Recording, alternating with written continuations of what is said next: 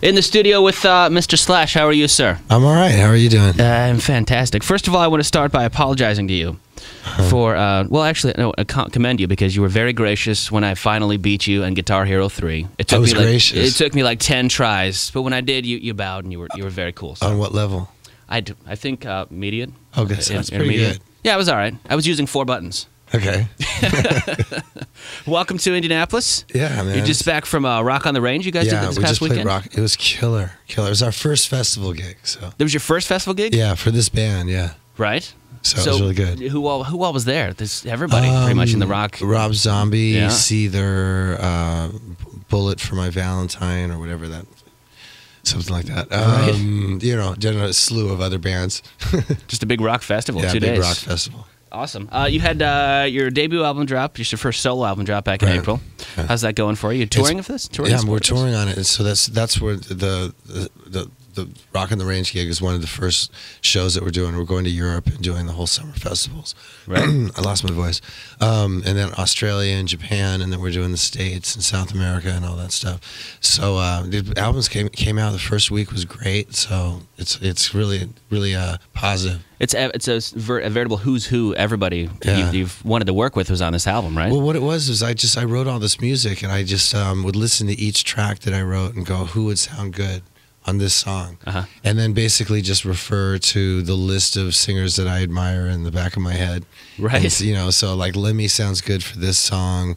This song would sound good with Ozzy. This song would sound good with Fergie. You know, this. So you just did a wish list of okay.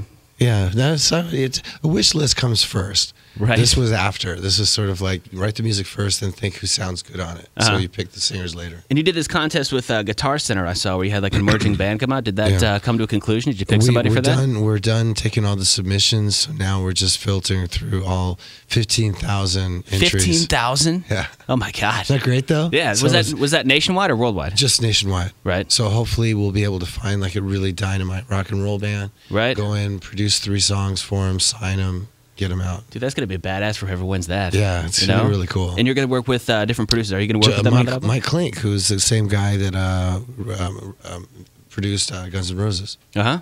What took so long for the Guns N' Roses? I mean, because that was a big thing for the Guns N' Roses album that came back a couple of years ago. I have nothing to do with it. Nothing? I quit the band in '96. I haven't had anything to do with it since. You're just doing your own thing now. Yeah, I've been doing it. And you're very successful at it. It's fantastic. I've been doing okay. You know, amazingly enough, I've been holding up pretty good. And you worked with Rihanna on her new record, the Rated R, the Rockstar 101. Yeah. How did that come about? Rihanna and I met.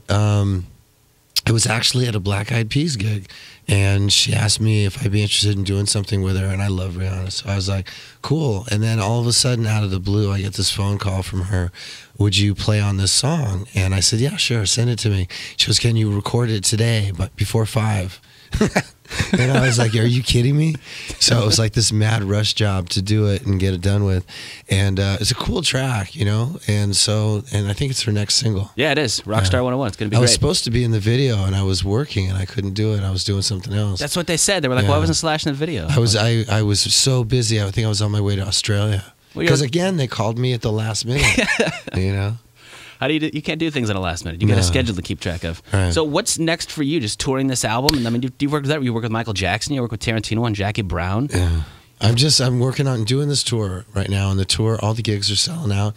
So I'm just going to be focused on that for the next, probably until next summer. Fantastic. Well, Slash, dude, thank you so much for stopping by. Thanks for appreciate having me, man. No problem. Always great to have a legend in the studio. And thanks again for letting me beat you in Guitar Hero. Yeah, well, you know, next time you won't be so lucky. I'll do expert next time.